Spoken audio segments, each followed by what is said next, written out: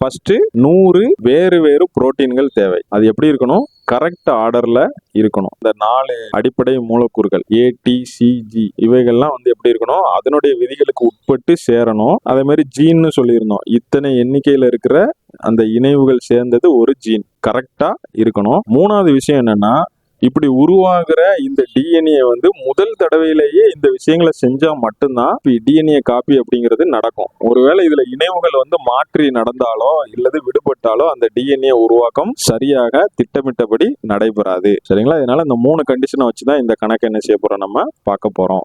100 விதவிதமான புரோட்டீன்களை வச்சு நம்ம ஒரு டிஎன்ஏ உருவாக்குறதுக்கான நிகழ்தகவு 100 ஃபேக்டோரியல். 100 ஃபேக்டோரியல். இந்த 100 ஃபேக்டோரியலை நம்ம 10 அடுக்குல எழுதணும், கண்டுபிடிச்சு எழுதணும் அப்படின்னா 9.33 × 10⁻157. நம்ம ஆல்ரெடி மொரால்ஸ் லால பார்த்துருக்கோம். ஒரு மிராக்கிள் நம்பர் அப்படின்னு சொல்லி பார்த்துருப்போம்.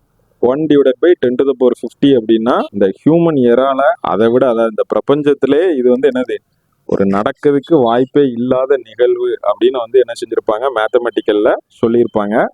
அதை விட இது எத்தனை மடங்கு சின்ன நம்பர் அப்படின்னு சொல்லிட்டு நீங்களே கனெக்ட் பண்ணிக்கோங்க. இங்க என்ன ஆன்சர் நமக்கு வந்திருக்குது? 1/10⁻158. இதோட அளவை நம்ம எழுதணும் அப்படின்னா அந்த மாதிரி தான் எழுத முடியும். 1 எத்தனை தடவை பிரிக்கணும்? 10⁻158 தடவை பிரிச்சு அதுல ஒரு பங்கு எடுத்தாதான் என்ன செய்யும், இந்த வாய்ப்பு வரும். மிக மிக மிக மிக சிறிய நம்பர்.